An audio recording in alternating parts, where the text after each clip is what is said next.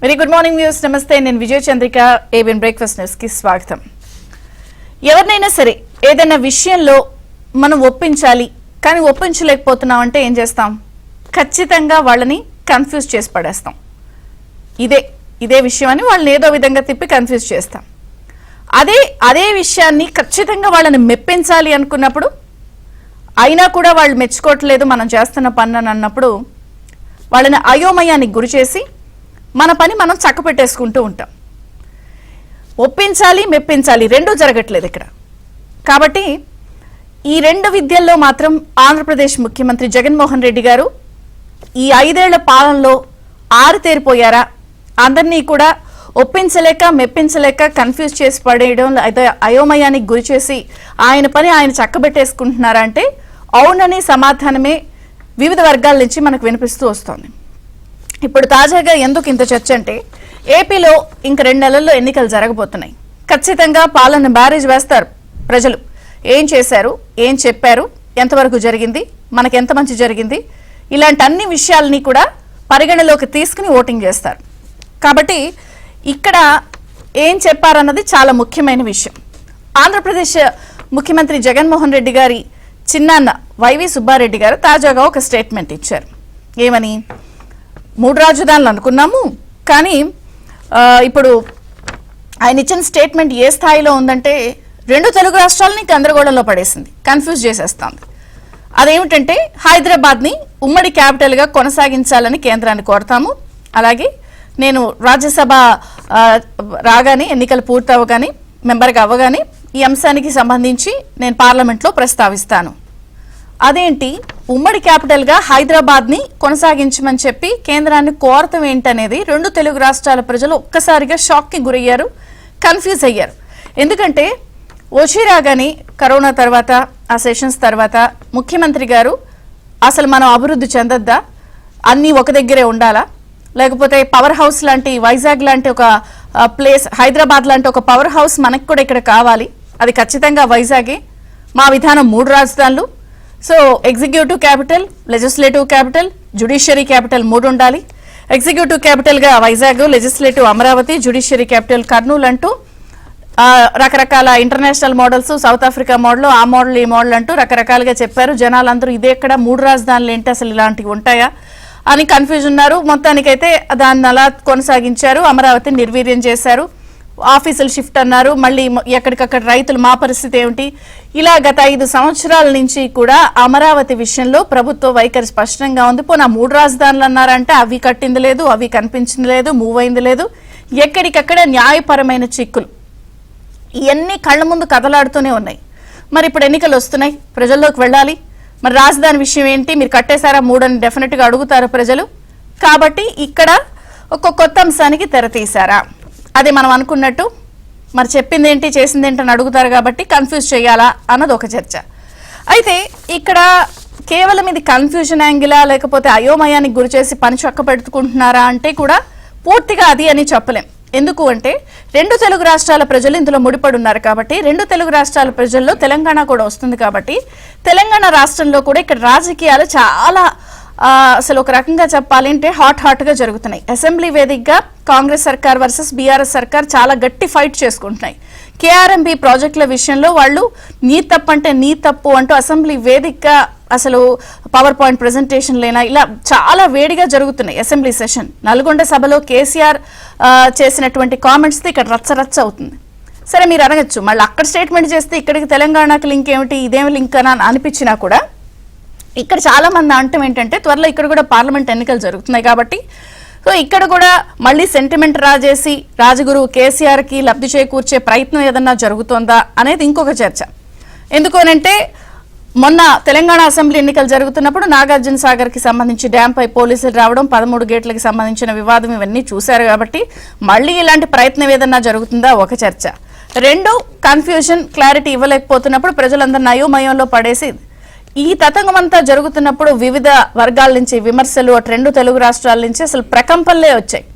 ఈ నేపథ్యంలో మరి దిద్దుబాటు చర్య లేకపోతే మరింకొక కొత్త కన్ఫ్యూజనా తెలియదు కానీ మంత్రి బొత్స సత్యనారాయణ గారు సీన్లోకి వచ్చారు.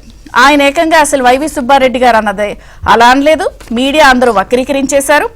అసలు మా విధానం 3 రాజధానులే, మేము కట్టుబడి ఉన్నాం, అయినా ఎక్కడ కుదురుతుంది, 10 ఏళ్ల తర్వాత ఉమ్మడి రాజధాని అంటే ఒప్పుకుంటారా ఎవరైనా, అది మా ప్రభుత్వ విధానం కాదు అంటూ మళ్ళీ కొత్తగా బొత్స సత్యనారాయణ గారు వైవి సుబ్బారెడ్డి గారి స్టేట్మెంట్ని ఖండించేసి ఇది మా విధానం కాదని మళ్ళీ వీళ్ళు చెప్పేశారు. అంటే అక్కడ అన్నది ఆషామాషి వ్యక్తి కాదు. వైవి సుబ్బారెడ్డి గారు అంటే స్వయాన ఏపీ ముఖ్యమంత్రి జగన్మోహన్ రెడ్డి గారి చిన్నాన్న గారి స్టేట్మెంట్ అంటే ముఖ్యమంత్రి గారి నోట వచ్చే స్టేట్మెంటే ఉంటుంది. కానీ మరి సుబ్బారెడ్డి గారు అలా అన్నారు, బొత్స సత్యనారాయణ గారు ఇలా అంటూ నేపథ్యంలో ప్రజలందరూ కూడా ఏంటి అసలు ఇదంతా, కరెక్ట్గా ఎన్నికలకి 2 నెలల ముందే ఎందుకు మళ్ళీ 3 రాజధానుల డ్రామాను పక్కన పడేసి ఉమ్మడి క్యాపిటల్ అంటూ కొత్త డ్రామాకి ఎందుకు తెర తీశారు, దీని వెనకాల ఏమన్నా వ్యూహం ఉందా, లేదా నిజంగానే రాజగురు కేసీఆర్కి సంబంధించి ఇదంతా లబ్ధి చేకూర్చే తతంగమా, లేదా 5 ఏళ్ల వైఫల్యాలపై చర్చ జరగకుండా ప్రజలంతా మళ్ళీ కన్ఫ్యూజన్లో ఉండి డైవర్ట్ అయ్యి ముఖ్యమంత్రి గారు వారి పనులు వారు చక్కబెట్టుకునే వ్యూహమా? జనరల్గా ఒకటి అంటూ ఉంటారు, తిక్కలోడు తిరణాలకు వెళ్ళాడు, ఎక్కి దిగే సరిపోయింది, ఏం చేశాడో అర్థం కాలేదు అని. నిజంగా ఆ వ్యవహారం లాగానే ఉందా?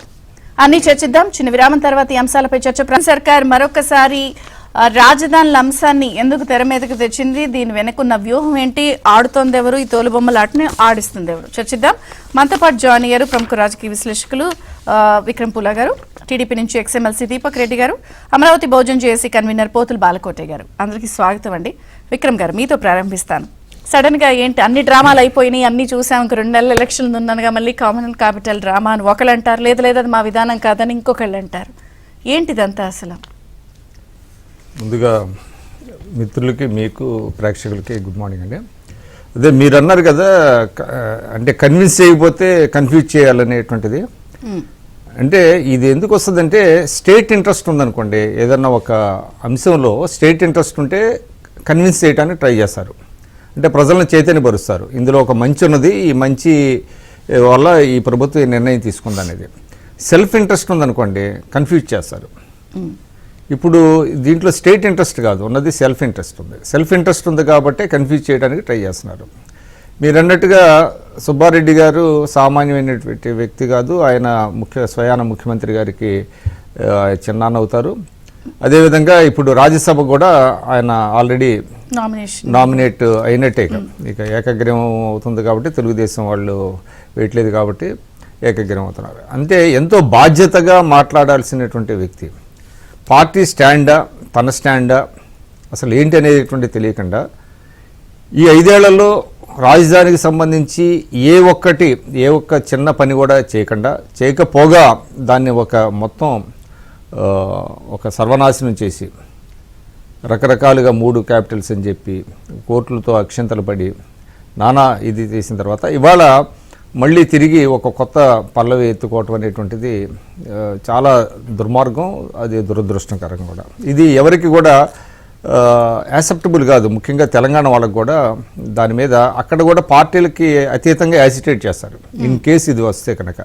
ఎందుకంటే 10 ఏళ్లలో మీరేం చేయలేకపోయినప్పుడు, అంటే విభజన హామీలు కానివ్వండి, విభజన చట్టంలో ఉన్నటువంటి హామీలను నెరవేర్చుకోలేపారు, ఆస్తుల పంపకంలో కానివ్వండి, ఇవన్నీ కూడా చేయకుండా ఇవాళ మళ్ళీ దేనికోసం ఈ 2 సంవత్సరాలు 3 సంవత్సరాలు ఎక్స్టెన్షన్ ఎందుకు అడగాలి, దేనికి అడగాల్సి వస్తుంది అనేటువంటిది ఒక చర్చ అయితే మొదలవుతుంది.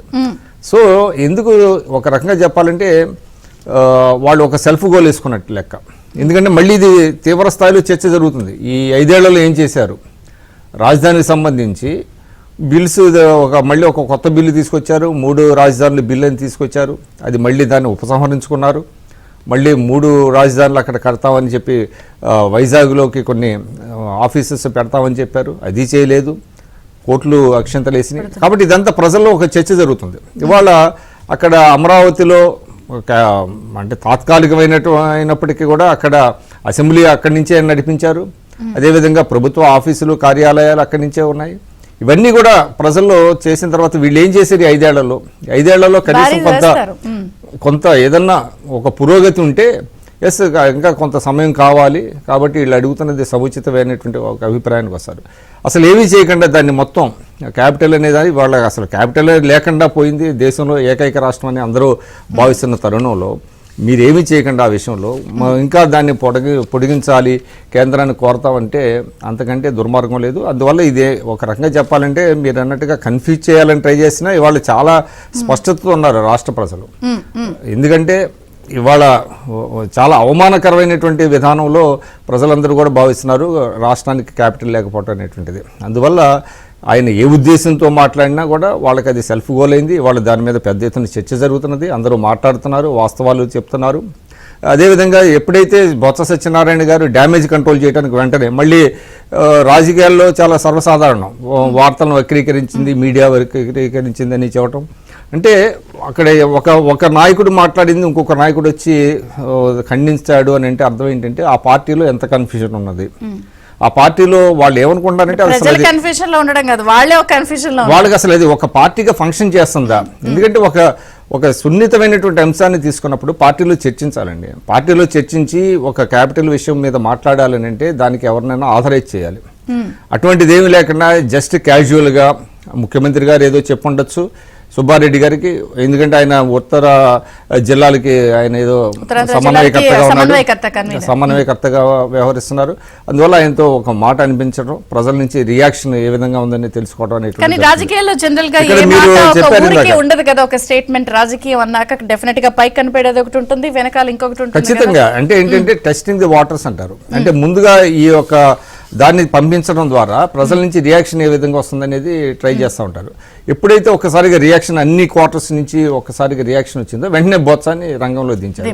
బొత్స గారితో ఉన్నారు. ఇప్పుడు మీరు ఇందాక ఒక మాట అన్నారు, అంటే రాజగురు కేసీఆర్ని ప్లీజ్ చేయడం అనేది. ఇవాళ కేసీఆర్ కాదండి, వాళ్ళ ఉద్దేశం ఏంటంటే ఇక్కడ అధికారంలో ఉన్న కాంగ్రెస్ పార్టీ ముందు దానికి అభ్యంతరం పెడుతుంది. ఎందుకంటే వాళ్ళు ఒప్పుకోరు కదా, మళ్ళీ తెలంగాణ సమాజం అంతా ఏకమవుతుంది. ఎందుకు ఇవ్వాలి? ఇంకా 10 ఏళ్ళు అయిన తర్వాత కూడా ఎక్స్టెన్షన్ ఎందుకు ఇవ్వాలి? ఇది మీ వైఫల్యం కదా.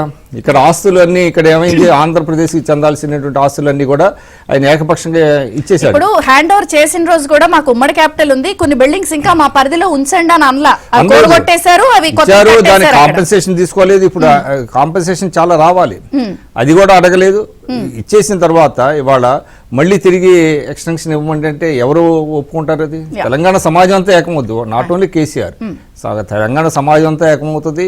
దానికోసమే ఇరు ప్రాంతాల మధ్య మళ్ళీ ఉద్రిక్తతలు డెఫినెట్ గా అది ఎన్నికల్లో లబ్ధి పొందాలి అనేటువంటిది ఉన్నది. కానీ అదేమైందంటే బూమరాంగ్ అయింది. బూమరాంగ్ అయ్యి వాళ్ళ మెడకే చుట్టుకుంది ఈ స్టేట్మెంట్. వాళ్ళ చాలా డ్యామేజ్ అయింది. వాళ్ళ అధికార పార్టీ నాకు తెలిసి ఇది ఒక పెద్ద ఇష్యూ అవుతుంది. ఇది యాక్చువల్లీ అక్కడ సెంటిమెంట్ రాజేయడం కాదు, ఆంధ్రప్రదేశ్లో సెంటిమెంట్ అయింది. వాళ్ళ ఎందుకు రాజధాని లేకుండా చేశారు, ఏం చేశారు ఈ 5 ఏళ్లలో అనే చర్చ అయితే మొదలవుతుందండి. మనం టీడీపీ నుంచి ఎక్స్ఎమ్మెల్సీ దీపక్ రెడ్డి గారితో మాట్లాడదాం. దీపక్ రెడ్డి గారు నమస్తే అండి, బ్రేక్ఫాస్ట్ న్యూస్ కి స్వాగతం. నిజంగా కేంద్రాన్ని కోరతాం అని ఒకళ్ళు అంటారు, ఒకళ్ళు అసలు మా విధానం అది కాదు మీరు వక్రీకరించారని అంటారు. నిజంగా ఇక్కడ ఒక పాయింట్, కేంద్రాన్ని కోరాలి అని అనుకుంటున్నప్పుడు మొన్న ఢిల్లీ వెళ్లారు ముఖ్యమంత్రి గారు, ఆ రోజు ప్రధానితో మాట్లాడి ఉండొచ్చు, లేదా పార్లమెంట్ సెషన్స్ జరిగాయి ఆ రోజన్నా సరే వాళ్ళ ఎంపీలు చూచాయిగా పార్లమెంట్ సెషన్స్లో ఇది మాట్లాడి ఉండొచ్చు. కానీ ఇవన్నీ జరగకుండా ఇప్పుడు సడన్గా 2 నెలలు ఉందనగా ఇప్పుడు దీన్ని ఎలా చూడాలంటారు? మీరేమనుకుంటున్నారు? 5 ఏళ్ల పాటు అటు అమరావతి నిజంగా ఒక కొంచెం కూడా కొనసాగలేదు. వెరీ గుడ్ మార్నింగ్ అండి అందరికి. నేను స్టార్ట్ చేసే ముందు ఒక లేమన్ లాంగ్వేజ్ లో కొంచెం మాట్లాడాలనుకుంటా, అంటే ఒక సామాన్యుడికి కూడా అర్థమయ్యే. ఇప్పుడు రాజధాని కొనసాగిస్తాము అనే ఈ స్టేట్మెంట్ కి వెనకాల మీరు చూస్తే, ఇప్పుడు ఎవరైనా ఒక ఊర్లోనో ఒక కమ్యూనిటీలోనో ఉంటారు, వాళ్ళు ఖాళీ చేసి ఇల్లు వదిలిపెట్టి 5 సంవత్సరాలు అయిపోయింది, వెళ్ళిపోతారు. 5 సంవత్సరాల తర్వాత మళ్ళా నేను ఆ కమ్యూనిటీ మెంబర్ ని ఆ ఇల్లు నాది అని అంటే అది ఎవరైనా యాక్సెప్ట్ చేస్తారా? అటువంటి వాళ్ళని మెంటల్ హాస్పిటల్లో చేర్చాలా, కొంచెం తిక్క అనే లైన్ లో మనకు ఆ స్టేట్మెంట్ వస్తుంది. రెండోది, ఒక కుటుంబం మీరు తీసుకుంటే అందరికి అర్థమయ్యే భాషలో చెప్తామని చెప్పి ఈ ఎగ్జాంపుల్ ఇస్తున్నాను. అనేక ఆస్తులు ఉంటాయి, అన్నదమ్ములు విడిపోతారు. సో విడిపోతున్నప్పుడు ఇదిగో ఈ ఆస్తి నీది, ఈ ఆస్తి నీది, మన ఇంట్లో వాటా నాది అని చెప్పి మాట్లాడుకొని విడిపోతారు. ఇల్లు ఇచ్చేసి అన్నీ ఇచ్చేసి నేను వేరే ఊరికి వెళ్ళిపోయి నాకేమన్నా ఆస్తి ఇస్తావా అని చెప్పి అడిగే విధంగా ఎక్కడన్నా పార్టీషన్ జరగద్దా? ఎందుకు నేను ఇది అంటున్నాను అని అంటే, మన సెక్రటేరియట్ అనేది మన ఇల్లు లాంటిది, మనం ఉండే స్థానం అది. సో ఆ స్థానము చంద్రబాబు నాయుడు గారు ఉన్న 5 సంవత్సరాలు ఇవ్వలేదండి. సో మన హోల్డ్ ఈ సిటీలో ఉండేది మన సెక్రటేరియట్ బిల్డింగ్ కి ఎందుకు వైఎస్ జగన్మోహన్ రెడ్డి గారు గెలవంగానే కేసీఆర్ గారికి గిఫ్ట్ ఇచ్చినారు. నేను ఇప్పటికీ 5 సంవత్సరాలుగా అనేక డిబేట్స్ లో ఈ ఇష్యూ వైసీపీ అటు సైడ్ వాళ్ళు ఉన్నప్పుడు రేజ్ చేస్తే ప్రతిసారి ప్రతి డిబేట్ లో వాళ్ళు ఈ మాటని దాటేస్తా వచ్చినారు కానీ ఒక్కరు కూడా దీన్ని ఆన్సర్ చేసే పరిస్థితిలో లేరు. అసలు ఎవరు ఆస్తి అది? ఇప్పుడు 1,65,000 కోట్లు మన కంబైన్డ్ ప్రాపర్టీస్ ఇంకా ఫార్ములా సెట్ అయితే కూడా వారు మనకి హ్యాండ్ ఓవర్ చేయకుండా డిస్ట్రిబ్యూషన్ కాకుండా ఉన్నప్పుడు ఎట్ట మన గుండెకాయ మన ఇల్లు సెక్రటేరియట్ ని హ్యాండ్ ఓవర్ చేశారు. ఇది ఆంధ్ర రాష్ట్రానికి ఎటువంటి ద్రోహము ఒకసారి ప్రజలు కూడా గమనించాలా అని చెప్పి నేను ఇది గుర్తు చేస్తూ, అసలు ఈ ఇష్యూ లోపలికి వస్తున్నప్పుడు ఇప్పుడు మనం అసలు యాక్చువల్ ఇష్యూ లోపలికి 2 ఆస్పెక్ట్స్ ఉన్నాయండి. ఫస్ట్ ఆస్పెక్ట్ ఏంది అని అంటే క్లియర్ గా వాళ్ళు ఒప్పుకున్నట్టే ఈ 3 క్యాపిటల్ డ్రామా 3 ముక్కల ఆటలో ఎక్కడ ఏమీ జరగలేదు, ఎక్కడ డెవలప్మెంట్ లేదు అని చెప్పి క్లియర్ గా ఆయన భాషలో ఆయనే ఒప్పుకున్నాడు. అండ్ ఫ్యూచర్ లో కూడా ఎప్పుడు ఎక్కడ ఏమి జరగద్దో కూడా మనకి ఒక సర్టనిటీ లేదు కనుక ఇక్కడ కొనసాగించాలా అని చెప్పి వైవి సుబ్బారెడ్డి గారు అన్నారు. సో 2 ఆస్పెక్ట్స్, ఒకటి ఇంతవరకు ఏమి చేయలేదని ఒప్పుకున్నారు, రెండోది ఫ్యూచర్ కూడా గ్యారంటీ లేదని ఒప్పుకున్నారు. దీనికి అన్నిటికన్నా ముఖ్యమైనది మీరు డెప్త్ లోకి పోయి అనాలిసిస్ చేస్తే ఎందుకు ఈ టైంలో ఈ స్టేట్మెంట్ వచ్చింది అని అంటే వైఎస్ఆర్ పార్టీ ఆంధ్ర రాష్ట్రంలో ఎలక్షన్స్ లో ఓడిపోయే పరిస్థితిలో వాళ్ళు ఉండారని వారికి క్లారిటీ వచ్చేసింది. సో ఇప్పుడు 2 రాష్ట్రాల మధ్యలో మళ్ళా ఈ విద్వేషాలు పెంచి కొంచెం ఓట్ పోలరైజేషన్ చేసి అట్టన్నా గెలవాలా అని చెప్పి అటు కేసీఆర్ ఇటు జగన్ ఇద్దరు కలిపి కుట్ర పన్నింది మాత్రము వాస్తవంగా మనకి డెప్త్ లోకి పోతే అర్థమవుద్ది. అద్భుతమైన మీరు పేరు పెట్టినారు రాజగురువు అని చెప్పి కేసీఆర్ గారికి జగన్మోహన్ రెడ్డి గారితో. ఎందుకు అని అంటే మొన్న వచ్చినప్పుడు హైదరాబాద్ కి కేసీఆర్ గారిని పరామర్శించేదానికి నేను ఆ రోజు చెప్పిన ఏదో ఒక డిబేట్ లో కూడా ఏమని అని అంటే అక్కడ లోపల మాట్లాడుకునేది నాకు కూడా పవర్ ఒక 2 నెలల్లో పోబోతా ఉంది, మీరు ఎట్లా టైం స్పెండ్ చేస్తా ఉంటారు, టైం ఎట్లా పాస్ చేస్తా ఉంటారు, అది నాకు చెప్తే నేను నేర్చుకుంటాను అని చెప్పి అడిగేదానికి ముందే అడ్వైస్ కోసం వచ్చినారేమో జగన్మోహన్ రెడ్డి గారు అని చెప్పి నేను చెప్పడం జరిగింది.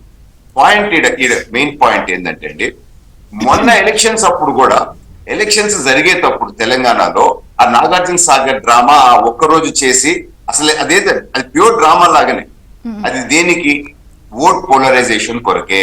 సో సిమిలర్ డ్రామా ఇప్పుడు చేయబోతా ఉన్నారు. ఎందుకంటే నాకు తెలిసి 5 రోజుల నుంచి వారం రోజుల లోపల ఎలక్షన్ కోడ్ రాబోతా ఉంది. ఎలక్షన్ కోడ్ వచ్చిన తర్వాత ఏ పనైనా జరగదా, కోడ్ ఉన్నప్పుడు జరగదు కదా. సో ఇన్ని రోజులు మీరు మాట్లాడకుండా ఎలక్షన్ కోడ్ రాబోయే 3 రోజుల నుంచి 5 రోజుల్లో వారం రోజుల లోపల ఇది మాట్లాడుతున్నారు అని అంటే కేవలము ఇది ఎలక్షన్ కోసము చేసే ఒక స్టంట్ అని చెప్పి రాజకీయ పరిజ్ఞత ఉన్న ఎవరికన్నా అర్థమవుద్ది అని చెప్పి నేను తెలుపుకుంటున్నాను. అందులో first and foremost last point నేను చెప్పి ముగిస్తాను. టైం ఉంటే ఇంకా 2-3 చెప్పగలుగుతాను, లేదంటే ఒక పాయింట్ చెప్పి ముగిస్తానండి. నేను లెజిస్లేటివ్ కమిటీలో ఉండేనండి, కమిటీ ఫర్ పబ్లిక్ అండర్టేకింగ్స్ గతంలో నేను రిటైర్ కాకముందు. సో మనకుండే 100 చిల్లర పైన పబ్లిక్ అండర్టేకింగ్స్ డీటెయిల్స్ అన్నీ నాకు వచ్చినాయి. చంద్రబాబు నాయుడు గారు అధికారంలో ఉన్నప్పుడు మన ఉమ్మడి ఆస్తులు ఉన్న ఏపీఎండిసి పైన తెలంగాణ పోలీసు వాళ్ళు లేకపోతే తెలంగాణ నుంచి వాళ్ళ ఆఫీసర్స్ ని పంపించి ఆ ఏపీఎండిసి ప్రాపర్టీ లాక్కోవాలని ప్రయత్నించినారు. అప్పుడు గట్టిగా తెలంగాణ చంద్రబాబు నాయుడు గారు మన ఆఫీసర్స్ చెప్పి అట్లా లాక్కునేది లేదు, అది మన ఆస్తి అని చెప్పి అడ్డుకున్నారు. సో క్లియర్ కట్ అప్పటి కేసీఆర్ మనస్తత్వం ఆ విధంగా ఉందని చెప్పి తెలిసి డివిజన్ ఫార్ములా కూడా సెట్ అయినప్పుడు 1,65,000 కోట్లు పైగా మన ఆస్తులు ఇక్కడ ఉన్నప్పుడు ఎందుకు మీరు ఇంతవరకు దాని మీద చర్యలు తీసుకోలేదు? సో ఇది పెండింగ్ ఉన్నప్పుడు మళ్ళా అదే మాట లేవనెత్తుతున్నాను, ఎందుకు మీరు మన సెక్రటేరియట్ బిల్డింగ్ హ్యాండ్ ఓవర్ చేసినారు? ఇది జవాబు చెప్పగలిగిన పరిస్థితి ఏ ఒక్కరు వైసీపీలో ఉందా అని చెప్పి ఈ రోజు నేను ఇక్కడ నుంచి ఛాలెంజ్ విసరుతా ఉన్నానండి. సో లాస్ట్ పాయింట్ ఏంటంటే బొత్స వచ్చి మళ్ళా మాట్లాడిన వీడియోలన్నీ నేను చూశానండి. ఇక్కడ రాకముందు బొత్స గారు మాట్లాడితే అది అంత ఈజీగా అర్థం కాదు, అనేక వీడియోలు చూడాల్సి వచ్చింది. పప్ప అన్నాడు, నాకు అర్థమైంది ఏంటంటే మధ్యలో తిక్క అన్నాడు, అంటే వైవి సుబ్బారెడ్డికి తిక్క అన్నట్టు అర్థమైంది, లేకపోతే అది ఆయన పర్సనల్ డెసిషన్ అన్నట్టు అర్థమైంది. సో ఈ విధంగా కన్ఫ్యూజన్ క్రియేట్ చేసి, ఎందుకంటే రివర్స్ అవుతుందని అర్థమైపోయింది ఇప్పుడు.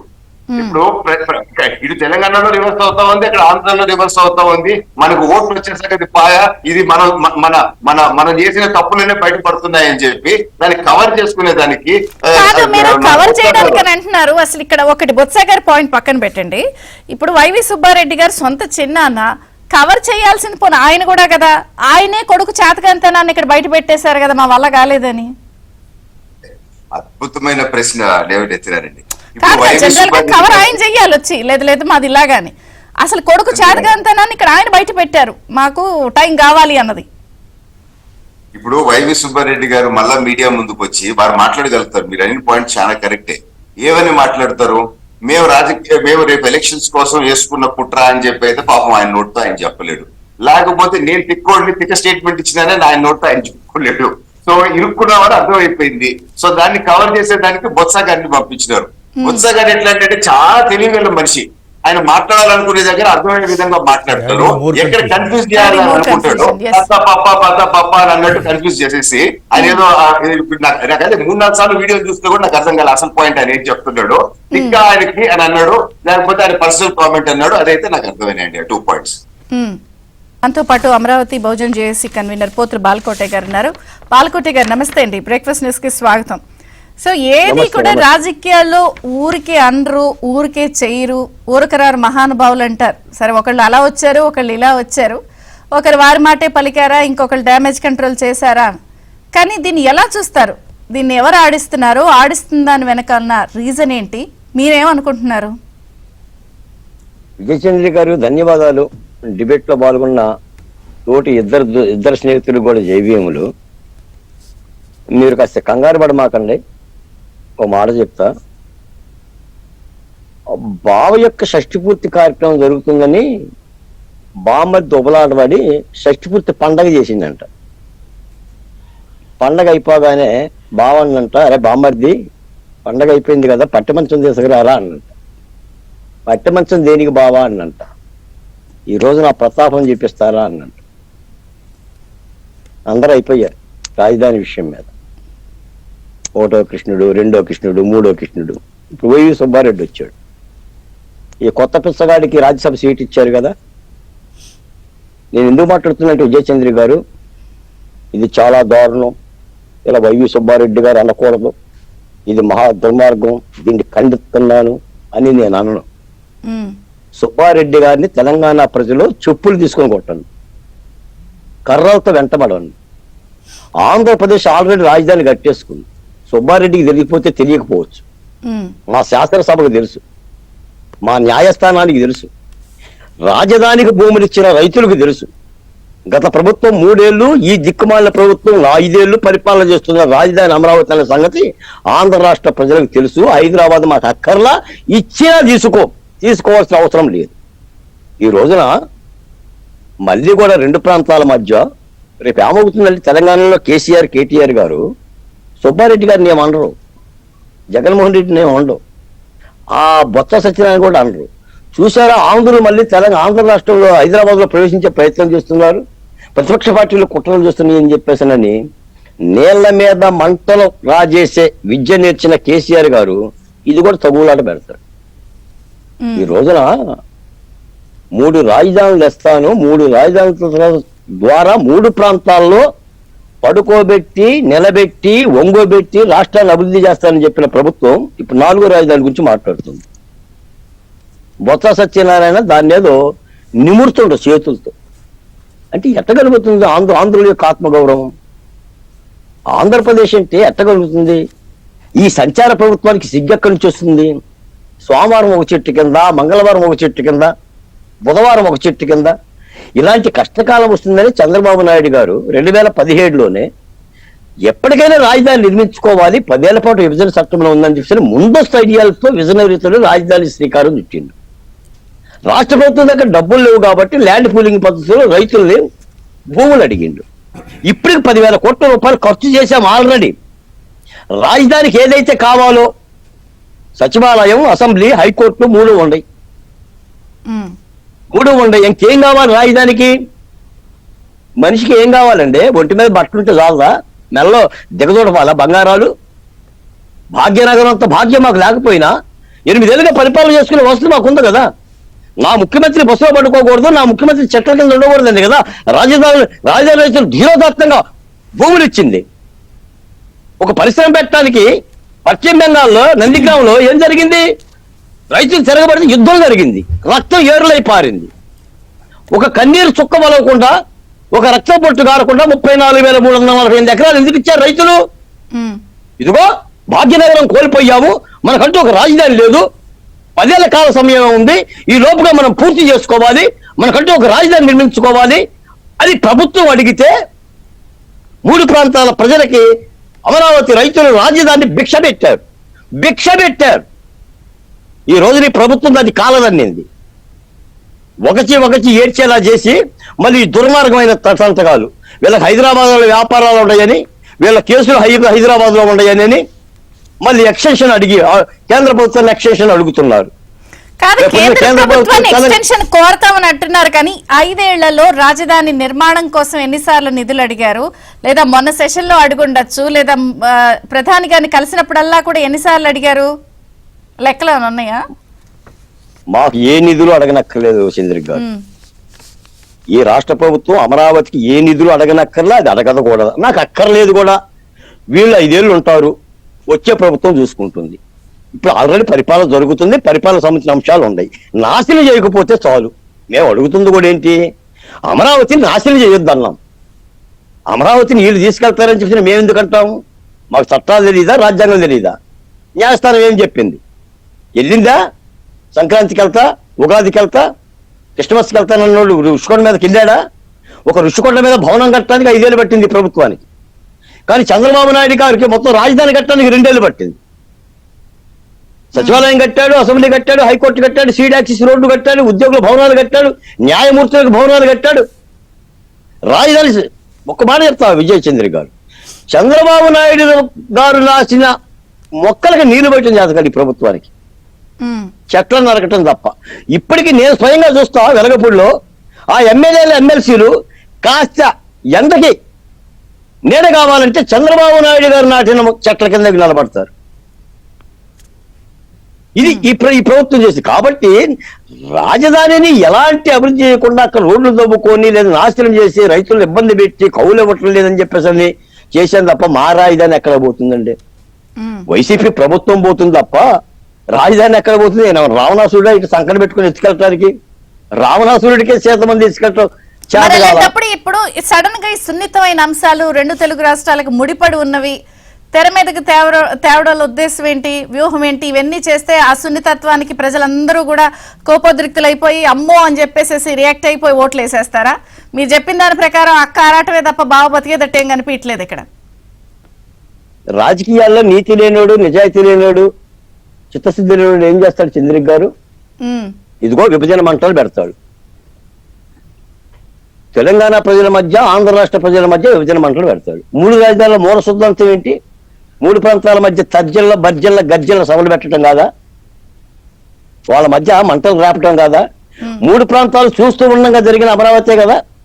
అమరావతి నిర్మాణం అప్పుడు ఏ ఒక్క ఊరు నుంచి 16,650 గ్రామాల్లో ఒక్క గ్రామం నుంచి నిరసన వ్యక్తమైందా? ఈ వైసీపీ ఎమ్మెల్యేలు ఒక్క ఎమ్మెల్యే నిరసన వ్యక్తం చేశాడా? పోనీ జగన్మోహన్ రెడ్డి నిరసన వ్యక్తం చేశాడా? దీని అర్థం ఏంటి? ఇది కూడా అలాగనే హైదరాబాద్ ని మళ్ళీ 2 ఏళ్ళు 3 ఏళ్ళు ఎక్స్టెన్షన్ మేము అడుగుతున్నాం.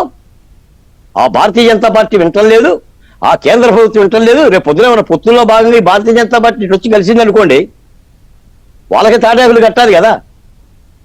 మీ 3 రాజధానులు ఎక్కడయ్యా అని చెప్తే 3 ప్రాంతాల ప్రజలు అడిగితే ఏం చెప్తాడు జగన్మోహన్ రెడ్డి గారు?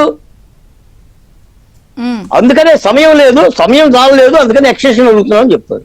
ఏదో ఒకటి చెప్పాలి కదా. అసలు 3 కూడా బెంగళూరు చిత్తూరుకిను లేకపోతే తిరుపతికి, చిత్తూరు దీనికి దగ్గరగా ఉన్నప్పుడు బెంగళూరులో 4వ రాజధాని, ఉమ్మడి మద్రాస్ క్యాపిటల్ ఉన్నప్పుడు దానికి దగ్గరగాను ఇలా ఒక 4-5 పెట్టేసుకోవాల్సింది. దండకారణ్యం మరీ ఖాళీగా ఉంది, దండకారణ్యం ఖాళీగా ఉంది, శేషాచలం అడవులు కూడా ఖాళీగా ఉంది.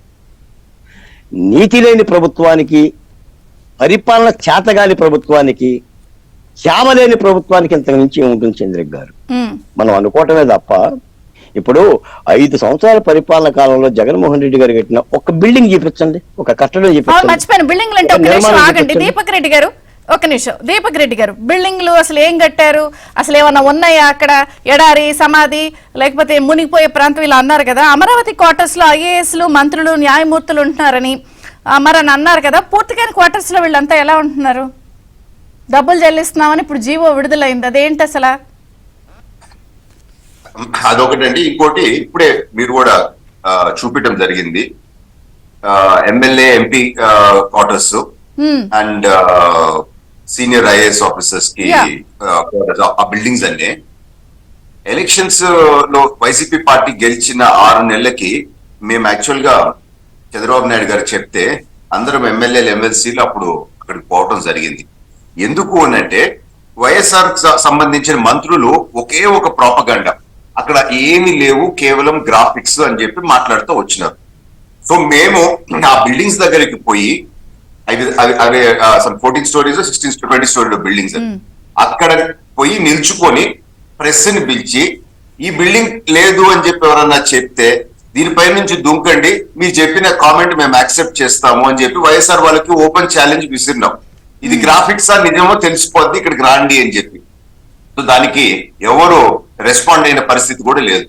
సో క్లియర్ కట్ గా ఆడ ఏం బిల్డింగ్స్ ఉన్నాయి, ఏం బిల్డింగ్స్ లేదో మన కళ్ళ ముందు కనపడతా ఉన్నాయి. కానీ ఏమీ లేదు అనే ప్రచారం మాత్రం వీళ్ళు అద్భుతంగా చేసుకుంటూ వస్తున్నారు. సో దానికి కౌంటర్ గా మళ్ళీ మేము ఛాలెంజ్ చేసినాం. మీరు హైదరాబాద్ నుంచి విజయవాడకి ఫ్లైట్ తీసుకుంటే ఆ ఫ్లైట్ అమరావతి పైన నుంచే వస్తుందండి. క్లియర్ కట్ మీరు ఎంటైర్ పైన నుంచి, ఆకాశం నుంచి గ్రిడ్ చూడొచ్చు. రోడ్ ఫార్మేషన్ గ్రిడ్స్ అయిపోయి ఉన్నాయి, ఏం బిల్డింగ్స్ ఉన్నాయి, ఏం బిల్డింగ్స్ లేవు, కళ్ళకి కట్టినట్టు బర్డ్స్ ఐ వ్యూగా పైన నుంచి కనపడుతుంది. సో ఇవన్నీ మీకు కనపడుతులేదా అని చెప్పి మేము ప్రశ్నించినాం. ఇక్కడ సమస్య ఏంది అని అంటే, కాదు కనపట్లేదని మీరు అడుగుతున్నారు. మరి 70 కోట్లు కట్టాము అద్దె అనేది ఇప్పుడు జీవో, ఇదేంటి ఎక్కడి నుంచి లేనాటికి ఎక్కడ కట్టారు? అలా అది కూడా క్వశ్చన్ రైజ్ అవుతుంది కదా. అంతే కదండి. సో ఇది రుజువు కూడా అయిపోయింది.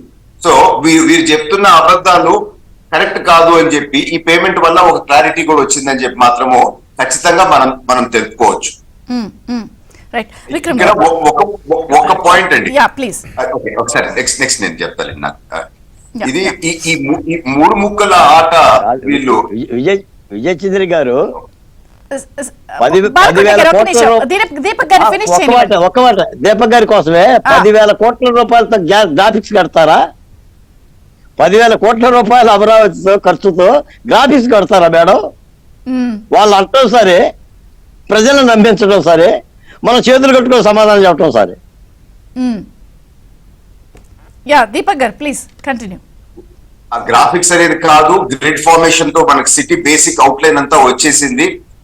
ఆ రోడ్స్ కూడా దవ్వటం జరిగింది, బేసిక్ ఫార్మేషన్ చేయడం జరిగిందని మనకు క్లారిటీతో కనపడతా ఉంది. కానీ ఇక్కడ ముఖ్య అంశం ఏంటంటే, ఈ 3 రాజధానులు 3 ముక్కల ఆట వీళ్ళు ఆడి ఎటువంటి అన్యాయం ఆంధ్ర రాష్ట్రానికి చేసినారో ఒక్కసారి ఈ 3 ఇష్యూస్ మీద కూడా మనం వన్ వర్డ్ నేను చెప్పాలనుకుంటున్నాను. కర్నూలు క్యాపిటల్ ఇష్యూలో, అంటే హైకోర్టు కర్నూలుకు పోవాలి కదా. సో కోర్టులో, సుప్రీం కోర్టులో ఈ ఇష్యూ వచ్చినప్పుడు వీళ్ళే అఫిడవిట్ వేసారు, మేము ఇంకా ట్రాన్స్ఫర్ చేస్తామని చెప్పి కేంద్ర ప్రభుత్వాన్ని అడగలేదు అని చెప్పి. అంటే ఒక సింగిల్ స్టెప్ కూడా కర్నూలుకి కోర్టు పోయేదానికి మీరు తీసుకోలేదు, వారేసిన అఫిడవిట్ బట్టి మనకు అర్థమైంది. సో ఒక 3 ముక్కల్లో ఒక ముక్కకు అన్యాయం వీళ్ళే చేశారు. రెండోది, లెట్స్ కమ్ టు వైజాగ్ అని వీళ్ళు ఇన్ని రోజులు మాట్లాడుతూ ఋషికొండలో జగన్మోహన్ రెడ్డి గారికి ఇప్పుడు కట్టుకోబోయే ప్యాలెస్ తప్ప ఏదన్నా ఒక సాలిడ్ డెవలప్మెంట్ ఫ్యూచర్ సిటీగా కొన్ని వీళ్ళు అనుకునే దాని ప్రకారం అన్న చేశారా, చేయగలిగినారా? ఎందుకంటే కోర్టులో పెండింగ్ ఉన్నప్పుడు చేసే పరిస్థితి కూడా లేదు. ఇప్పుడు సుప్రీంకోర్టు ఎటువంటి జడ్జిమెంట్ ఇస్తుందో కూడా మనకు తెలియదు, వీళ్ళు చేయలేరు. సో సుప్రీంకోర్టు రేపు కాదు ఇది తప్పు, ఇక్కడ ఉండే వాళ్ళకి న్యాయం చేయాలా, మీరు అటు చేసే తప్పు అని అంటే ఇంకా మీరు చేయగలిగింది కూడా ఏం ఉండదు.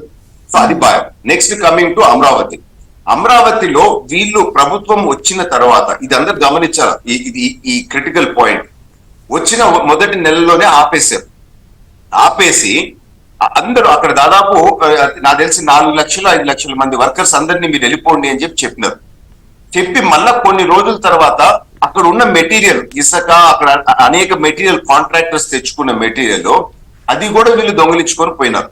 అంటే మొదటి నెల నుంచి అమరావతి కట్టము అని చెప్పి వీళ్ళు క్లారిటీతో ఉండేది. సో మాకు 2-3 నెలలు ఇది చూసి మాకు డౌట్ వచ్చింది, వీళ్ళు ఈ కుట్రలో ఉన్నారేమో అని చెప్పి కౌన్సిల్లో నేను ఒక ప్రశ్న అడిగినాను. మేమందరం తెలుగుదేశం వాళ్ళం కంటిన్యూగా దీన్ని ఎందుకు మీరు ఆపుతున్నారు ఎందుకు అని చెప్పి అడిగితే ముఖ్యమంత్రి గారు అసెంబ్లీలో ఎవరు చెప్పారు మేము మారుస్తున్నాము అని చెప్పి తిరిగి ఎదురుదాడి మా మీద చేశారు. కౌన్సిల్లో మేము అడిగిన ప్రశ్నకి ఇదే బొత్స సత్యనారాయణ కన్సర్న్ మంత్రిగా మేము షిఫ్ట్ చేయటం లేదు ఇక్కడే ఉంటది రాజధాని అని రైటింగ్ లో ఇచ్చినారు. సో అటు చెప్పి ఒక్క ఇటుక రాయ కూడా వేయకుండా మోదీ గారు ఇచ్చిన ప్రామిస్ మేము అమరావతిని మేము సపోర్ట్ చేస్తాము అని చెప్పిన తర్వాత కనీసం వారిని అడిగి మనకు రావాల్సిన డబ్బులు కూడా తీసుకోకుండా మొదటి నెల నుంచే ఎటువంటి కుట్ర వీళ్ళు చేశారో దయచేసి ఆంధ్ర రాష్ట్ర ప్రజలు గమనించాలా. సో వారు మాట్లాడేది ఒకటి చేసేది మరొకటి. ఈ 3 ముక్కల ఆటలో కూడా 3 ముక్కలకి అన్యాయం చేశారు. ఒక ప్రాంతానికి మధ్యలో చిచ్చు పెట్టి రాజకీయ లబ్ధి పొందాలని చెప్పి ఇది ఒక ప్రయత్నమే గాని ఏ ఒక్క ముక్క ఈ 3 ముక్కల్లో కూడా న్యాయం జరగలేదు అని చెప్పి మాత్రము నేను. విక్రమ్ గారు, ఇప్పుడు వర్షన్స్ విన్నారు అంటే డెఫినెట్ గా ఒక వ్యూహం అనేది ఎలక్షన్స్ ముందు రాజకీయ లబ్ధి కోసం అనేది కూడా ఒక పాయింట్ ఉంటుంది. 2 లేదా చేతులు ఎత్తేసారు అనుకోవాలి, చేతులు ఎత్తేసారు ఏం చేయాలో అర్థం కావట్లేదని అంటారా? ఒకళ్ళు అలా ఒకళ్ళు ఇలా అనేది మాట్లాడడం అనేది డెఫినెట్ గా అయితే అనేక అంశాలు ఉంటాయండి. అంటే ఇప్పుడు మీరు చెప్పిన వాటిల్లో అన్ని వీ కెనాట్ రూల్ అవుట్. ఎందుకంటే ఎలక్షన్స్ ముందు ఏదైనా కూడా వాళ్ళకి అనుకూలంగా చేయాలనేది వస్తుంది. తర్వాత ఏంటంటే అదే వాళ్ళకి ఏంటంటే అనుకూలంగా మలుచుకోవాలని ప్రయత్నించి వాళ్ళు సెల్ఫ్ గోల్ వేసుకున్నారని నేను ముందే చెప్పాను. అయితే దీపక్ రెడ్డి గారు చెప్పిన దానికి 1 or 2 పాయింట్స్ నేను కూడా యాడ్ చేస్తాను. ఎందుకంటే జగన్మోహన్ రెడ్డి గారు ఫస్ట్ బడ్జెట్ నాకు బాగా గుర్తున్నది. ఫస్ట్ బడ్జెట్లో కూడా 500 కోట్లు పెట్టారు రాజధాని నిర్మాణానికి. దీపక్ రెడ్డి గారు కూడా గుర్తుండే ఉంటుంది. అంటే ఎవరికి కూడా అప్పుడు అనుమానం రాలా. అంటే ఆయన్ని అమరావతిని దెబ్బతీస్తాడు, నిలుపుదల చేస్తారు, దాన్ని కంటిన్యూ చేస్తారు అనుకున్నారు. కానీ చంద్రబాబు నాయుడు గారు ఏదైతే నిర్మించారో దాన్ని ముందుకు తీసుకెళ్తారని అనుకున్నారు. దాన్ని తగినట్టుగానే 500 crores బడ్జెట్లో కేటాయింపులు చేశారు. ఆ తర్వాత వారు చెప్పినట్టుగా సడన్గా ఆల్ ఆఫ్ ఏ సడన్ అన్ని అక్కడ పనులాగేని బీహార్ కూలీలు కావచ్చు ఇతర రాష్ట్రాల నుంచి వచ్చినటువంటి వెళ్ళిపోయారు. తర్వాత అక్కడ మెటీరియల్ దొంగతనం చేశారు. అక్కడంతా అట్లా చెట్లు కంపలు, తర్వాత బాలకోటయ్య గారు చెప్పినట్టుగా అక్కడంతా కనీసం నీళ్లు కూడా పోయినటువంటి పరిస్థితి. దాన్ని ఒక రూయిన్డ్ సిటీ కింద మార్చేశారు. అదేవిధంగా మీకు కర్నూలులో న్యాయస్థానాన్ని తరలించడానికి చెప్పినప్పుడు సుప్రీంకోర్టు చాలా తీవ్రమైనటువంటి వ్యాఖ్యలు చేసింది. అది కూడా నేను గుర్తు చేయదలుచుకున్నా. ఎందుకంటే అసలు మా పర్మిషన్ లేకుండా హైకోర్టుని మీరు ఎలా తరలిస్తారన్నప్పుడు అప్పుడు అఫిడవిట్ దాఖలు చేశారు. అప్పటి వరకు కూడా ఏంటంటే అది కూడా ఒక ప్రజల్ని నమ్మించారు, మనం తీసుకెళ్తున్నాము కర్నూలు రాజధాని కావాలి అనే దాని మీద చేసినప్పుడు సుప్రీంకోర్టు చాలా పెడతా అన్నారు. అట్లాగా రకరకాలుగా ఈ 3 రాజధానులు అనే దాని మీద మాటలు మారుస్తూ వచ్చారు. అదేవిధంగా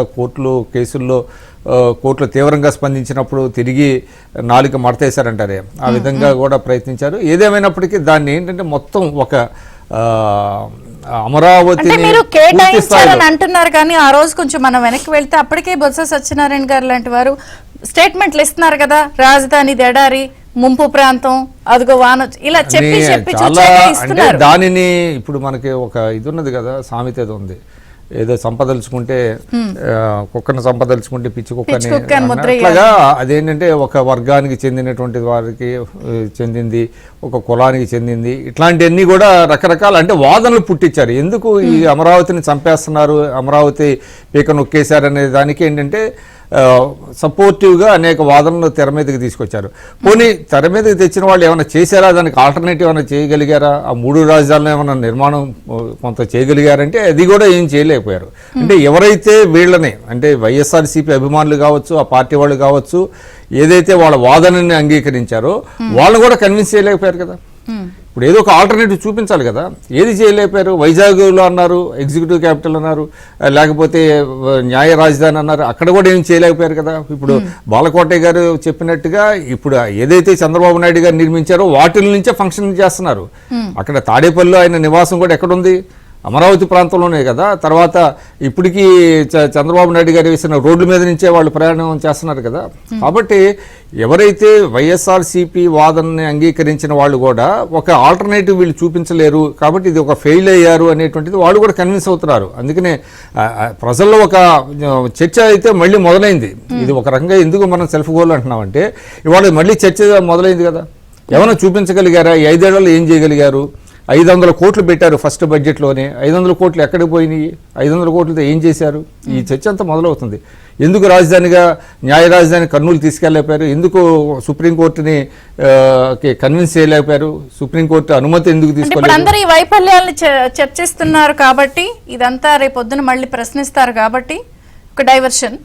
పైగా ఇప్పుడు ఇంకోటండి, వీళ్ళకి నిజంగానే ఇంకొక 2 ఏళ్ళు 3 ఏళ్ళు ఎక్స్టెన్షన్ అడిగేది ఉంటే మొన్న పార్లమెంట్ సమావేశాలు జరిగినాయి కదా. నేను ఇందాక అదే అన్నాను, అక్కడ సెషన్స్ లో మాట్లాడాలి కదా.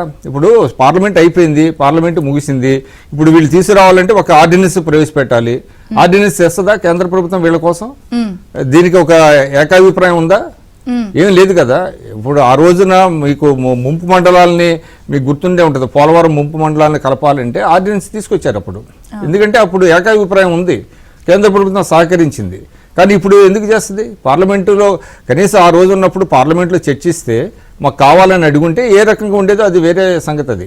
కానీ ఇప్పుడు పార్లమెంట్ సమావేశాలు ముగిసి అంతా అయిపోయిన తర్వాత ఇప్పుడు ఈ చర్చ మొదలవుతుందంటే మీరు అన్నట్టుగా ఏంటంటే ప్రజల్ని కన్ఫ్యూజ్ చేయాలి. ఎందుకంటే వీళ్ళ వైఫల్యాలు 5 ఏళ్లలో ఏమి చేయలేదు కాబట్టి, ఒక ఆల్టర్నేటివ్ చూపించలేకపోయారు కాబట్టి అమరావతికి ఖచ్చితంగా ప్రజల్లో వ్యతిరేకత వస్తుంది. ఎవరైతే వీళ్ళని సపోర్ట్ చేశారో వాళ్ళ నుంచి కూడా వ్యతిరేకత వస్తుంది. ప్రజల్లోకి వెళ్ళినప్పుడు ఎమ్మెల్యేలు ఫేస్ చేయాలి కాబట్టి చాలా అవుతుంది. బాలకోటి గారు, ఇప్పటికి మరి అయినా కూడా దీని వెనకాల దీని ఉద్దేశం ఇది అని చెప్తున్నప్పుడు మరి వైసీపీ చెప్పే మాటల్ని జనం నమ్ముతారా? వాళ్ళ బొట్లో పడతారంటారా? విజయ చంద్ర గారు చెప్పండి. నేను మళ్ళీ చెప్తున్నా మనం పొరపాట్లు చేస్తున్నాం. మన చర్చ 3 రాజధానుల మీద కాదు, 4వ రాజధాని మీద. హైదరాబాదే మళ్ళీ ఆంధ్రప్రదేశ్ రాజధానిగా 5 ఏళ్లు పొడిగించాలనేది రాష్ట్ర ప్రభుత్వం వైవి సుబ్బారెడ్డి. 2014 పునర్విభజన చట్టంలో 10 ఏళ్ళని ఉంది, జూన్ కి అయిపోద్ది. ఇక మళ్ళీ 4వ రాజధాని ఏంటి? అదే వాళ్ళు అడుగుతున్నది. హైదరాబాదు ఉమ్మడి రాజధానిగా మరో 5 ఏళ్ళు ఉండాలి. మేము 3 రాజధానులు కట్టుకోవడం ఆలస్యం అవుతుంది, ఇంకో 2 ఏళ్ళు ఉంటే గానీ అవుతుంది అనేది రాష్ట్ర ప్రభుత్వం వైవి సుబ్బారెడ్డి గారు రాజ్యసభ సభ్యుడి గారు చెప్తున్న మాట అది. కాబట్టి ఆయన మాటకి మనం సమాధానం చెప్దాం. అమరావతిలో 10,000 కోట్ల రూపాయలు ఖర్చు పెట్టింది గత ప్రభుత్వం. వీళ్ళు బడ్జెట్ లో 500 కోట్ల రూపాయలు కేటాయించారని నాకు తెలియదు, కానీ ₹1 బిళ్ళ అంటే 100 నయా పైసలు ఖర్చు పెట్టారు కదా. కరకట్ట రోడ్డు 150 కోట్లతో ఎక్స్టెన్షన్ చేస్తానని చెప్పేసనని ఆ చంద్రబాబు నాయుడు గారు వేసిన కరకట్ట రోడ్డు మీద నడుస్తున్నాడు. మా జగన్మోహన్ రెడ్డి గారు చంద్రబాబు నాయుడు కట్టిన సీడ్ యాక్సిస్ రోడ్డు మీద పోతూ ఉంటుంటాడు. సిగ్గుండాలి ప్రభుత్వానికి, ముఖ్యమంత్రి కూడా సిగ్గుండాలి. అవి గత ప్రభుత్వం వేసిన రహదారులు. ఈ రోజున చంద్రిక గారు హైదరాబాదు మళ్ళీ ఎక్స్టెన్షన్ చెయ్యాలి అని అనటంలో రాష్ట్ర ప్రభుత్వం యొక్క దుర్మార్గాన్ని అర్థం చేసుకోవాలి. రాబో ఎన్నికల్లో అమరావతి ఒక ఎజెండా కాబోతుంది కాబట్టి ఆ ఎజెండా నుంచి తప్పుకోవడం కోసం, ఈ తుంపెరలు పెట్టడం కోసం, మళ్ళీ విభజన మంటలు రేకెత్తించడం కోసం ప్రజల యొక్క డైవర్షన్ పాలిటిక్స్ లో భాగంగా రాజ్యసభ సభ్యుడు చేత పలికిచ్చారు. ఇప్పుడు ఊరకనే రారు మహాత్ములని, ఊరకని ఎందుకు మాట్లాడతారు? పని పాట లేకుండా మాట్లాడతారా? ఒకడేమో డిస్ట్రాయిడ్ చేస్తాడు, ఇంకోడేమో దానికి సంబంధించిన మసలబులు చేస్తూ ఉంటుంటాడు. ఇప్పుడు బొత్స సత్యనారాయణ గారి లాగా. ఇది కావాలని వైసీపీ ఆడుతున్న నాటకం అండి. మీరు ఒక మాట లేదా? ఆంధ్రప్రదేశ్ లో చంపేదేవో దళితుల సంహారం జరుగుతుంది, ముఖ్యమంత్రి చెప్పేదేవో దళిత సామాజిక న్యాయం చెప్తుడు. జరిగేది సంహారం, చెప్పేది సామాజిక న్యాయం. ఇది ప్రభుత్వ విధానం. ఈ రోజున కూడా నేను అందుకని చెప్తున్నా, నేను ఈ రోజున రేపొద్దున కూడా మళ్ళీ తెలంగాణ ప్రజల్లో ఏ కేసీఆర్ లాంటి ఎవరో మళ్ళీ గొడవ పడుకోకుండా రెచ్చిపోకుండా కట్టేసి కొట్టండి సుబ్బారెడ్డిని. మీ చేత అయితే తెగు ఉంటే. మీరు అంటుంటారు కదా తెలంగాణ ప్రజలకు చాలా పౌరుషం ఎక్కువ అనేది. ఆయన హైదరాబాద్ ఆయన ఆస్తులు ఉన్నాయి, మీరు ధర్నాలు చేయాలి. ఎందుకంటే ఇంకోళ్ళు మాట్లాడరు. కాబట్టి మాది ఆంధ్రప్రదేశ్, మాకు ఆత్మగౌరవం ఉంది, మేము ఆల్రెడీ రాజధాని మాకు ఉంది, రాజధాని నిర్మించుకున్నాం. 10 ఏళ్ళు అనుమతి ఉన్నా కూడా 2-3 ఏళ్లకే నిర్మించేసుకున్నాం. ముందుగా చట్టాల ద్వారా నిర్మించుకున్నాం, చట్టాల ద్వారా శాసనాల ద్వారా నిర్మించుకున్నాం. దాన్ని హైకోర్టు గుర్తించింది, ఈ రోజు సుప్రీంకోర్టు రేపో మాపో గుర్తిస్తుంది. అసలు అమరావతి రాజధాని కల్పిస్తే ఆంధ్రప్రదేశ్ మనుగడే ప్రశ్నార్థకం అవుతుందని చెప్తున్నామండి. అది ప్రజా రాజధాని, ప్రజల కోసం రాజధాని. కాబట్టి ఇటువంటి యొక్క అశుద్ధమ మాటలు సుబ్బారెడ్డి గారు చెప్తే అది రాష్ట్ర ప్రభుత్వమే క్షమాపణ చెప్పుకోవాలి, ప్రజలు మేల్కోవాలి. ప్రజలారా మీరు చూడండి, 3 రాజధానులు చేసిన అమరావతి ద్రోహం చేసి రాష్ట్ర ప్రభుత్వం మళ్ళీ హైదరాబాద్ కావాలని చెప్పేసి ఆంధ్రుల ఆత్మగౌరవం తాకట్టు పెట్టే ఇటువంటి వైసీపీ నాయకుల పట్ల అప్రమత్తంగా ఉండాల్సిన అవసరం ఉందని మాత్రం దీపక్ రెడ్డి గారు, నిజంగా ఒకటి ఇచ్చిన స్టేట్మెంట్లు లేదా మభ్య పెడుతున్నారా ఇవన్నీ ఒకటి కరెక్ట్ గా ఇప్పుడు బాలకోట గారు అన్నట్టు రేపు పొద్దున్న డెఫినెట్ గా ఎలక్షన్స్ లో ఇది ఎజెండా. అమరావతి క్యాపిటల్ ఏమైంది, వాళ్ళు అన్నది ఎంత వరకు వచ్చింది, అయ్యిందా లేదా? సో దీన్ని మీరు ఎట్లా తీసుకెళ్తారు ప్రజల్లోకి? జరుగుతున్న వైఫల్యాలను ఎలా ఎండగడతారు? దీన్ని మీరు ఎట్లా మీకు టర్న్ చేసుకుంటారు? డెఫినెట్ గా ఎజెండా అవబోతోంది అన్నదే ఇది కూడా అనుకోవాలి స్టేట్మెంట్స్ బట్టి. ఇది ఖచ్చితంగా ప్రయత్నం అయితే వాళ్ళు చేస్తున్నట్టు మనకు అర్థమవుతా ఉంది. కానీ ఈ పిచ్చి తుగ్లక్ చర్య ఇప్పుడు ప్రజలు జోకింగ్ గా అంటున్నారు అని అంటే, చాలా మంది వైసీపీ లీడర్షిప్, సీనియర్ లీడర్షిప్ కేసులు హైదరాబాద్ లో ఉన్నాయి. రేపు పోయేది ఈ జైలుకే. సో ఇది కామన్ క్యాపిటల్ ఉంటే ఇక్కడ ఏదైనా కొంచెం ఫెసిలిటీస్ వస్తాయేమో అని చెప్పి ఒక ప్రయత్నం అని చెప్పి ప్రజలు ఆ విధంగా కూడా నవ్వుకుంటున్నారు. కానీ ఇక్కడ మెయిన్ పాయింట్ ఏంటి అని అంటే, మీరు ఇందాక అద్భుతంగా జగన్మోహన్ రెడ్డి గారి రాజగురువు అని చెప్పి అన్నారు కేసీఆర్ గారిని. దాని లోపల ఉండే కొన్ని కుట్రలు ఈ రోజు మనము ప్రజల ముందు పెట్టాల్సిన అవసరం మనకు ఉందండి. ఎందుకు అనంటే, ఎందుకు రాజగురువు అని చెప్పి గెలవంగానే జగన్మోహన్ రెడ్డి గారు గౌరవంగా వచ్చి రాజగురుని గెలిచినారు ఇక్కడ. అప్పుడు ముఖ్యమంత్రి గారిని కలిసి ఫస్ట్ ఏదో ప్రెస్ ముందు ఘనంగా వెల్కమ్ చేయడం అదంతా జరిగింది. తర్వాత లోపల పోయి మాట్లాడుకున్న సారాంశం ఏంది అని అంటే, 1,25,000 కోట్ల ఒక కెనాల్లో తెలంగాణ భూభాగంలో నుంచి జాయింట్ డబ్బులు ఖర్చు పెట్టి చేస్తాము అని ఒక ప్లాన్ కి వచ్చినారండి. అది మేము తెలుసుకొని ఎట్టి పరిస్థితుల్లో రాబోయే తరాలకి అన్యాయం చేసిన వాళ్ళు అవుతారు. ఎందుకంటే తెలంగాణ భూభాగంలో నుంచి మన కెనాల్స్ పోతే వాళ్ళు రేపు ఆపేస్తే మనం ఏం చేయలేము అని చెప్పి మేము అడ్డుకున్నాం. సో ఒక పర్ఫెక్ట్ అండర్స్టాండింగ్ ఉంది. రాష్ట్రాన్ని కూడా తాకట్లు పెట్టినారు వాళ్ళ స్వలాభం కొరకు అని చెప్పి మనకు అర్థమవుతా ఉంది. రాజగురువు అని చెప్పి ఎందుకు అంటున్నానంటే, ఇది దీని వల్ల మనకి రావాల్సిన 1,65,000 కోట్లు క్లియర్ కట్ ఫార్ములా సెట్ అయితే కూడా అది ఏముంది, డివిజన్, సింపుల్ డివిజన్ కూడా ఎందుకు చేయలేదు. సో రాష్ట్రాన్ని తాకట్లు పెట్టినారు, సొంత ప్రయోజనాలు ముందు పెట్టినారు. కరెంటు బాకీలు, కరెంట్ డిపార్ట్మెంట్ స్ట్రేట్ ఫార్వర్డ్ వాళ్ళు అడగలేదు. హ్యాండ్ ఓవర్ చేసినప్పుడు ఉమ్మడి రాజధాని కదా, మాకు ఇంకా కొంత షేర్ ఉంది, బిల్డింగ్లు కూలగొట్టబాకండి, కొత్త సెక్రటేరియట్ కట్టుకున్నప్పుడు మాకు అన్ని ఏమిస్తారని కూడా అడగల ఎవరు. Very much correct. తర్వాత మొన్న ఎలక్షన్స్ ముందు నాగార్జున సాగర్ లో జరిగిన ఇష్యూ చూసాం. క్లియర్ కట్ వీళ్ళకి ఒక అండర్స్టాండింగ్ ఉందని చెప్పి మనకు తెలుసు. ఇప్పుడు రేవంత్ రెడ్డి గారు జగన్మోహన్ రెడ్డి గారు వీడియో ఇక్కడ ప్లే చేశారు. కానీ మీరు వాస్తవం చూస్తే పోలవరం ఇష్యూలో కేసీఆర్ గారు ఇక్కడ మాట్లాడినారు. ఏంది అని చెప్పి, మీ ఆ డ్యామ్ హైట్ తగ్గిస్తే మాకు ఇక్కడ ముంపు సమస్యలు ఉండవు అని చెప్పి జగన్మోహన్ రెడ్డి గారు దానికి పాజిటివ్ గా స్పందించినారు అని చెప్పి ఇక్కడ అసెంబ్లీలో చెప్పడం జరిగింది. అంటే ఇద్దరు ఒకరి మ్యాగ్నానిటీని ఒకరు చూపించుకుంటూ మభ్య పెట్టే ప్రయత్నంలో ఉంది. రైట్. సాక్షాత్తు అసెంబ్లీలో ఈ ముఖ్యమంత్రి ఆయన్ని పొగిడినాడు, ఆ ముఖ్యమంత్రి ఈయనని పొగిడినారు. గోదావరి ఇష్యూలో ఒకరిని, కృష్ణా ఇష్యూలో ఒకరిని లోపల మ్యాచ్ ఫిక్సింగ్ చేసుకొని రాష్ట్రాలను మాత్రం గబ్బు పట్టించినారు. ఇప్పుడు మీరు మ్యాచ్ ఫిక్సింగ్ అని మొత్తం తెలంగాణ సమాజం